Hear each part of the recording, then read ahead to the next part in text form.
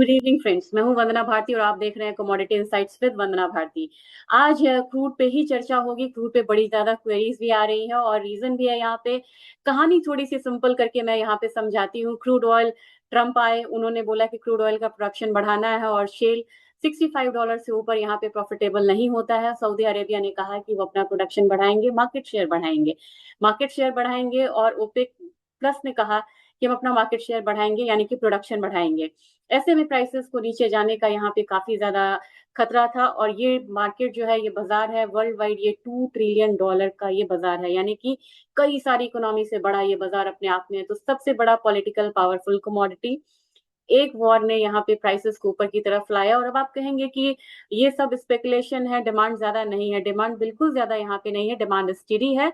लेकिन अगर demand steady है और डिमांड आपका डल है और वैसे में अगर सप्लाई साइड से अगर कोई चिंता आ जाए तो फिर प्राइसेस जो है वो स्केलेट हो जाते हैं। और $70-72 ये यहाँ पे शेल गैस प्रोड्यूसर यूएस के लिए भी बढ़िया है, ये ओपेक के लिए भी बढ़िया है और सब खुश वाली बात है। लेकिन कंज्यूमर परेशान है। अब यहाँ पे हो क्या रहा है, कुछ लोग कह रहे हैं स्पेकुलेशन है, प्राइसेस डाउन आ सकता है। ये भी बिल्कुल सही है कि थोड़ा सा अगर जैसे कि कल के मार्केट में आप देखिए, मैंने कहा था कि हायर साइड जाएगा, वो हायर गया और वहां से वापसी आया। वापसी क्यों आया? क्योंकि ईरान ने बोला कि वो रेडी है यहाँ पे यूरेनियम पे बातचीत करने के लिए और वो सीज फायर चाह रहा था। तो इसकी वजह से काफी ज्यादा इम्पैक्ट आता हुआ देखा। अब यहाँ पे अगेन आपको प्राइसेस जो है वो हायर साइड है। तो इतनी जल्दी ये मामला बहुत ज्यादा सुलझेगा भी नहीं, क्योंकि बड़ी बड़ी कंट्रीज इसमें इन्वॉल्व हो रही हैं। अब यहाँ पे यूएस ये भी बोल रहा है कि जरूरत पड़ी तो वो इसराइल का साथ यहाँ पे देंगे, तो मामला इंटेंसिफाई हो सकता है। ऑप्शन डेटा सारी कहानी कह रहा है, क्योंकि ये मैं सिर्फ आपको स्टोरी नहीं सुना रही हूँ, मैं ऑप्शन के जरिए बताऊंगी आपको। तो ऑप्शन शेल के लिए बने रहे मेरे साथ और उसमें देखेंगे कि नेक्स्ट लेवल यहाँ पे क्या क्या बन रहा है और किस तरीके का नेक्स्ट लेवल यहाँ पे आता हुआ दिख रहा है क्रूड ऑयल में।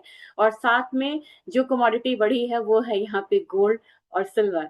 तो तीन कमोडिटी को आज कवर करेंगे। और कॉपर में आप ध्यान रखिएगा कि कॉपर में बड़ी तेजी से यहाँ पे इन्वेंट्रीज कम हो रही है। अगेन यूएस का ट्रेड वॉर का फियर है। तो पहली बार यहाँ पे हम लोगों ने काफी दिनों बाद इन्वेंट्रीज को कम होता हुआ देखा है। तो यहाँ पे कॉपर आपको तेज रहेगा। तो ये चार क्यूज मैं आपको देना चाह रही थी। अब यहाँ पे क्या है कि अगर आप देखेंगे कि क्या हो रहा है इसकी वजह से, तो जितने भी जो टैंकर्स होते हैं जिसके जरिए यहाँ पे क्रूड सप्लाई होता है, वो यहाँ पे गल्फ रूट नहीं यहाँ पे अपना रहे हैं, वो बच रहे हैं। और जबकि जो स्ट्रेट ऑफ हॉर्मुज है वो यहाँ पे बंद नहीं है। अगर स्ट्रेट ऑफ हॉर्मुज बंद होता है तो आपको 80 85 $90 कुछ भी आ सकता है ऑयल, लेकिन अभी ये बंद नहीं है तो वो चिंता नहीं है। फ्रेट रेट जो है वो फ्रेट रेट अब यहाँ पे 20% बढ़ गया है। और ओवरऑल जो वॉर का प्रीमियम है, कह रहे हैं कि $3 से $8 तक यहाँ पे बढ़ चुका है। तो क्रूड ऑयल में आप डिप्पे बाइंग यहाँ पे आप देख सकते हैं। दूसरी चीज ये है कि आपको स्ट्रैटेजी क्या होनी चाहिए, ये स्टोरी थी और real story with option chain में से वो करूंगी। लेकिन आपको यहाँ पे ये मान के चलना होगा कि क्रूड थोड़ा सा ऊपर ही रहेगा, यहाँ पे इग्नाइट होता रहेगा। डाउन साइड आए तो आप बाय करिए, अगर आप यहाँ पे सेलिंग करना चाह रहे हैं तो इंट्राडे करिए। यहाँ पे वापसी वापस मतलब इंट्राडे सेलिंग को यहाँ पे आपको कंटिन्यू नहीं करना चाहिए। एज पर माय व्यू, ये मेरा व्यू है। आप अपना व्यू और काफी अलग लोगों से भी बात करके आप अपना व्यू क्रिएट कर सकते हैं। तो ये मेरा अपना व्यू था। आप बहुत ज्यादा परेशान भी मत होइएगा और खुद भी रिसर्च करिए, देखिए कि कैसा मतलब बनता है। और ये मैं बिना देर के हुए शेयर करूंगी आपसे ऑप्शन चेन। सबसे पहले तो मैं आपको क्रूड का दिखा दूं, फिर वोलेटिलिटी देखते चलिएगा। 26.94% ये आपको सिल्वर की वोलेटिलिटी है। कोई अंदाजा आपको इस समय ऑयल कितना वोलाटाइल होगा? जस्ट अभी खुद ही देख लेते हैं कि कितना वोलाटाइल है ऑयल। वीडियो थोड़ा लंबा बन जाए, परेशान मत होइएगा, क्योंकि आपको यहाँ पे कहानी नहीं, बिल्कुल पोजीशन के हिसाब से काम करने का यहाँ पे पता चलेगा कि कैसे काम करना है। अगेन मैंने बादशाह.com ही खोला है। 50 स्ट्राइक्स लेते हैं, यहाँ पे 50 स्ट्राइक्स से अपना काम बन जाएगा, क्योंकि काफी सारा जो लेवल है वो यहाँ पे कवर हो जाएगा। तो 50 स्ट्राइक्स ये हमारा रहा। Implied volatility 51%। तो ऑप्शन से बढ़ के यहाँ पे कुछ नहीं है। मैं कोशिश करूंगी कि मैं एमसीएक्स का भी ऑप्शन डेटा आपसे शेयर करूं। वीडियो ज्यादा लंबा हो जाता है, इसलिए मैं थोड़ा सा उसे अवॉइड करती हूँ। तो अपना क्रूड करीब करीब आ रहा है। अगर क्रूड ऑयल की बात की जाए तो क्रूड आपको यहाँ पे आ रहा है $71.82। एट द मनी हमको बनना होगा कि $72 है, तो $72 को ही मानेंगे तो सबसे ज्यादा ओआई तो आपको $73 पे फिलहाल मिलेगा ही मिलेगा। वॉल्यूम भी आपको यहाँ पे है, लेकिन आप देखेंगे बड़ी जल्दी यहाँ पे एक बारी $75 की कोशिश जरूर करेगा, क्योंकि वॉल्यूम भी हायर साइड है और आपको ओपन इंटरेस्ट भी खड़ा है। यहाँ से मार्केट पलट सकती है, लेकिन अगर थोड़ा भी यहाँ पे इग्नाइट होता है मामला, तो $75 से ऊपर अगर ये कमोडिटी स्टेबल होगी तो सीधा 80 पे जाएगी। और याद करिए, मैंने इनफैक्ट पिछले हफ्ते आपसे कहा था कि $80 मैं आपको दिखाऊंगी कि क्यों बन रहा है $80 का, क्योंकि $80 पे सबसे ज्यादा वॉल्यूम है। इनफैक्ट $80 पे आपको जो वॉल्यूम है $75 से भी ज्यादा $80 पे है। तभी मैंने कहा था कि $80 पे सबसे ज्यादा वॉल्यूम खड़ा होकर यहाँ पे आया है। तो अगर एक बार $75 आता है तो आप मान के चलिए $80 के करीब यहाँ पे क्रूड ऑयल जाएगा। और प्राइसेस अगर यहाँ पे इंटेंसिफाई होता है वॉर तो, और बीच बीच में आपको काफी सारे ट्रिगर्स आते रहेंगे, इसमें ट्रम्प का जो ट्रेड टॉक है ये भी ट्रिगर्स आएगा, वो मैं आपको बताती रहूंगी बीच में। और हाँ, इस बीच में मैं एक चीज मैं आपको बता देना चाहती हूँ, कल फेड की मीटिंग है। आज बैंक ऑफ जापान की मीटिंग थी, तो मामला यहाँ पे अनचेंज ही रहा, 0.5% था, 0.5% ही रहा। इस बार फेड का भी 4.5% मैं दिखा दूंगी आपको, वो 4.5% अनचेंज ही रहना चाहिए। अब यहाँ पे मैं आ गई आपको बिना बताए, लेकिन ये है अपना पुट साइड है। तो कॉल साइड हमने देख लिया, पुट साइड में देखते हैं कि क्या हो रहा है। 72 का एट द मनी है। अब यहाँ पे जैसे आप पुट साइड आएंगे तो आपको लगेगा कि $70 जो है वो इमीडिएट एक सपोर्ट की तरह काम करेगा। सबसे ज्यादा वॉल्यूम आपको यहीं पे खड़ा है, लेकिन $70 से नीचे अपना मामला कहाँ बन रहा है, तो सबसे ज्यादा आपको बन रहा है $65 के करीब है। तो ऐसे आपको $66 भी, लेकिन 66 से लेके से ये वाला जो लेवल है ना, 65 से लेके $66, इसको आप फिलहाल फिलहाल में यहाँ पे बेस मान के चलिए, ये बहुत बढ़िया रहेगा। और इसके बाद अगर टूटता है तभी जाके हम $63 आता हुआ देख सकते हैं। और अल्टीमेटली हमारा $62 का बहुत बढ़िया सपोर्ट है। तो लोग बोलते हैं ना कि आप सपोर्ट तीन तीन बताया करिए, तो मैं बोलूंगी कि नीचे अगर आ रहा है तो $66 वाला जोन रहेगा, उसको तोड़ेगा अगर तब $62 आ सकता है। और अप साइड में क्रूड जो है वो $80 है। और जो बायस है वो अप साइड का है, वो जानना काफी जरूरी होता है। इसी के साथ हम यहाँ पे चलते हैं, अब थोड़ा सा गोल्ड का देखते हैं कि गोल्ड में क्या मूव आ रही है। तो अगेन हम यहाँ पे ऑप्शन कोड्स पे जाएंगे। ऑप्शन कोड्स पे अगर हम यहाँ पे जाते हैं तो नियर द मनी है, यहाँ पे हम अगेन 50 स्ट्राइक्स इसका लेंगे। 50 स्ट्राइक्स लेने पे पता चल रहा है किसकी इम्प्लाइड वॉलेटिलिटी अभी चांदी से कम है। अच्छा, यहाँ पे आएंगे तो हमें इससे पहले देखना होगा कि गोल्ड कितना आ रहा है। गोल्ड हमारा आ रहा है करीब, यहाँ पे देखेंगे तो $3400 ही मान के चलते हैं। $3400 के करीब आ रहा है, 3415 आ रहा है। तो यहाँ पे तो आप देखेंगे कि ओपन इंटरेस्ट बहुत कम बनता हुआ नजर आ रहा है, लेकिन सबसे ज्यादा आपको 3450 है, जो कि इमीडिएट इसका पहला अपना रेजिस्टेंस है। लेकिन उससे स्ट्रॉन्ग रेजिस्टेंस मैं आपको बताने जा रही हूँ, उससे बड़ा स्ट्रॉन्ग रेजिस्टेंस है आपको $35। तो अल्टीमेटली आप मान के चलिए कि अगर क्रूड बढ़ा, वॉर इंटेंसिफाई हुआ, तो गोल्ड में जो इसका प्रीमियम है ना, ये बढ़ता चला जाएगा। और ये $80 उसका अल्टीमेट आप अपना टारगेट लेके चल सकते हैं। और यहाँ पे $3500 का जो हमारा फिलहाल फिलहाल है वो बनेगा। $3500 के बाद जो है उसकी तैयारी रहेगी $3550 की, जो कि इनसाइट लग रहा है 2025 के लिए। तो मेरे ख्याल से गोल्ड की तेजी जो है वो बनी रहेगी। लेकिन अगर हम पुट साइड में आएंगे, देखेंगे कहाँ पे सबसे ज्यादा मतलब ओपन इंटरेस्ट है और वॉल्यूम है, तो आपको पता चलेगा कि बहुत ज्यादा डाउनफॉल नहीं है। आप देखेंगे बहुत ज्यादा ओपन इंटरेस्ट खड़ा था, वॉल्यूम था, लेकिन ये जो सेक्शन है ये अभी ड्राई है। ये ड्राई है तो लग रहा है कि मैक्सिमम यहाँ पे मान लीजिए कि 1080 तो भी तुरंत आ भी सकता है। ये 3400 वाला लेवल यहाँ पे तो है ही है। लेकिन अगर बहुत ज्यादा डाउन साइड आता है ना आपको, तो वो आपको आएगा 3350 वाला एक जोन है जहाँ पे नीचे आ सकता है। और 3300 हमारा एक अल्टीमेट सपोर्ट का काम करेगा। तो पहला सपोर्ट हमारा 3350 हुआ, दूसरा हमारा 3300 का हुआ। अब सिमिलरली यहाँ पे अब अगर आप देखेंगे, मैं सिल्वर पे अलग से बनाना चाह रही हूँ। मुझे लग रहा है कि सिल्वर को मैं इस वीडियो में कवर नहीं कर पाऊंगी, क्योंकि काफी लोगों का सिल्वर में यहाँ पे निवेश है। और एक चीज मैं आपको बताना चाहूंगी, सिल्वर एक कमोडिटी मैं यहाँ से लेना चाहूंगी, वो है प्लैटिनम। अगर प्लैटिनम से रिलेटेड कोई स्टॉक्स है, प्लैटिनम आप फिजिकल में लेना चाह रहे हैं, या प्लैटिनम में आप किसी तरीके से निवेश कर सकते हैं बाहर के मार्केट में, तो आप उसमें अवश्य करें, क्योंकि अब वहां पे एक बड़ी मूव जो है वो देखने को मिली है और आगे भी देखने को मिलेगी। मैं चार्ट नहीं दिखा सकती, लेकिन स्ट्रॉन्ग वहां पे मूव आ रही है। तो वोलाटिलिटी ज्यादा आपको सिल्वर में है। सिल्वर में आप देखेंगे तो सिल्वर हमारा करीब करीब आपको $37 के करीब है। $37 के बाद आप यहाँ पे $38, ये मैंने आपको कहा हुआ है, बहुत बारी कहा है $38। और मुझे लग रहा था कि मैं कहती हूँ आ क्यों नहीं रहा। पेशेंस रखना पड़ता है, आता तो जरूर है, थोड़ा पेशेंस रखना पड़ता है। काफी दिनों से $38 मैंने कहा था, लेकिन अब $40 है। लेकिन मैं इससे बड़ा टारगेट देना चाहती हूँ फॉर 2025 एंड विद लॉजिक। अब यहाँ पे आपको ध्यान रखना होगा किस डेटा पे, आपको ध्यान देना होगा इस डेटा पे। ये काफी ज्यादा एक्यूमुलेट हो रहा है। जी हाँ, इस बार आप तैयारी करता हुआ देख सकते हैं। जो $49.5 का ऑल टाइम हाई है सिल्वर का, मे बी 2025 में आपको वो वाला हाई जो है वो टूटता हुआ नजर आए।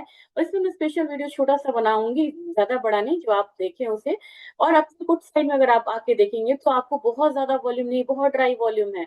यानी कि यहाँ पे आपको कोई स्ट्रेंथ नहीं दिखेगा। आप कहीं पे ये नहीं कह सकते हैं कि अरे ये तो यहाँ पे बहुत ज्यादा वॉल्यूम खड़ा है, ये तो तुरंत डाउन साइड आएगा। सारा देखिए आप बिल्कुल ड्राई पड़ा हुआ है। तो नीचे अगर सिल्वर आती भी है तो आपको मान के चलना होगा कि नीचे कितना नीचे आएगी। तो आपको सबसे ज्यादा यहाँ पे $31 का है, जिसकी गुंजाइश अभी यहाँ पे फिलहाल फिलहाल कम लग रही है। लेकिन अब इतनी बातें तो मैंने कर दी हैं, लेकिन सारी बातें मैंने कॉमिक्स की करी हैं, यहाँ की बात तो मैं करी नहीं हूँ। और आप ट्रेड करेंगे यहाँ के लेवल्स पे। तो अब बिना देरी किए हुए यहाँ के लेवल्स की हम बात करते हैं। और यहाँ मुझे शेयरिंग बंद करनी पड़ रही है। तो अपना डॉलर इंडेक्स बिल्कुल डाउन साइड में है, और डाउन साइड ही जाने की अभी यहाँ पे चांसेस है। 98 तोड़ा भी था, अगेन तोड़ सकता है।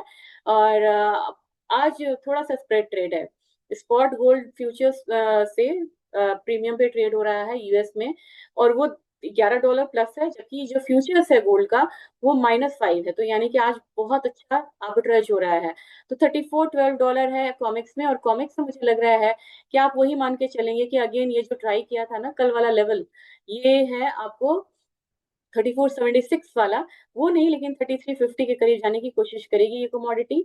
और माहौल वैसा ही बन रहा है। तो हमारे बाजार में करीब करीब 99,490 के करीब है।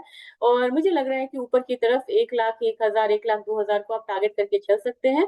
200 मूविंग एवरेज से ये काफी मतलब ऊपर की तरफ ट्रेड हो रहा है और स्टेबल है। और रुपया अपना 86.2 है। यानी कि मैंने कहा था 85 था तब, और यहाँ पे 86.2 हो गया, यानी कि ₹1.25 रुपया यहाँ पे वीक हो चुका है। तो मेरे ख्याल से यहाँ पे बाइंग जो है कंटिन्यू रहनी चाहिए। लेकिन एक कमोडिटी चौंकाने वाली है। अगर पिछला आप अगर वीडियो रेफर करेंगे, 1,08,000 मैंने कई बार बोला था ईटीएफ लीजिए, ईटीएफ लीजिए। अगर मतलब फिजिकल गोल्ड नहीं ले सकते हैं, अगर आप डेरिवेटिव नहीं ले सकते हैं, तो प्लीज बाय ईटीएफ। तो मेरे ख्याल से ईटीएफ यहाँ पे बाइंग जो है वो काफी बढ़िया रही होगी। अगर आपने लिया होगा। आरएसआई इसका 75.76 है, थोड़ा ओवरबॉट जोन है, लेकिन चलेगा क्योंकि अभी इसमें अपसाइड पोटेंशियल अभी भी है।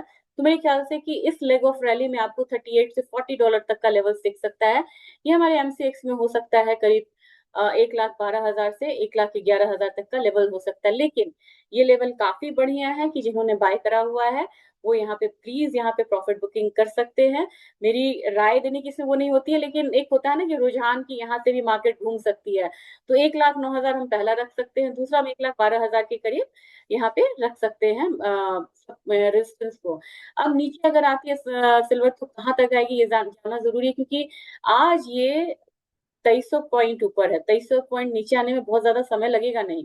तो 1,04,000 फिलहाल फिलहाल मुझे पहला सपोर्ट लग रहा है। और दूसरा जो लग रहा है, जो इसका डबल टॉप था, कभी आप याद करिए, 1,01,900 रुपए, तो वो उसका दूसरा सपोर्ट है। तो क्या है, एक बार फिर से कर लेते हैं। 1,04,000 आप मान के चलिए, और दूसरा हमारा है जो डबल टॉप था पहले, आज ये डबल सपोर्ट बना हुआ है, और ये है 1,01,700 रुपए। अब यहाँ पे आपको एक चीज मैं करना चाहूंगी, बताना चाहूंगी। गोल्ड ने 2-4 ट्रेडिंग सेशन पहले, मैं इनफैक्ट बता देती हूँ कि कौन सा दिन है ये, आप खुद से भी चेक कर सकते हैं। ये आपको है 13 जून 2025 को इसने 200 डेज का मूविंग एवरेजेस इसने ब्रेक करा है। और मुझे लग रहा है कि अभी ये थोड़ा सा ऊपर गया है तो स्टेबल रहना चाहिए। तो $75 इसमें ले के चलेंगे। और हमारा बाजार जो है इसने भी सेम डे पे करा था, चेस करा था इस लेवल को, मूविंग एवरेजेस को। तो 6457 हमारा पहला रहेगा। और ये यहाँ पे अगर ब्रीच कर देता है क्रूड, अब जाके मुझे लग रहा है कि वो 6600 वाला जो बात है ना, वो इसमें देखने को मिल सकता है। तो 6450 पहला और दूसरा हमारा 6600 का रेजिस्टेंस रहेगा और जो 200 मूविंग एवरेज है हमारा 5900 के करीब, एग्जैक्ट आप बोलेंगे तो 5869, ये हमारा स्ट्रॉन्ग सपोर्ट है। जब तक इसको ना तोड़े आप इसको यहाँ पे बेयरिश नहीं मान सकते हैं। और मेरे ख्याल से यहाँ पे नेचुरल गैस है, मैंने आपको कहा था कि नेचुरल गैस प्लीज बाइंग करिए, बड़ी प्रॉब्लम हो रही है यूरोप में, क्योंकि जब भी ये मिडिल ईस्ट प्रॉब्लम होती है ना तो यूरोप बहुत ज्यादा टेंशन में आ जाता है, क्योंकि वो सप्लाई डिपेंडेंट है।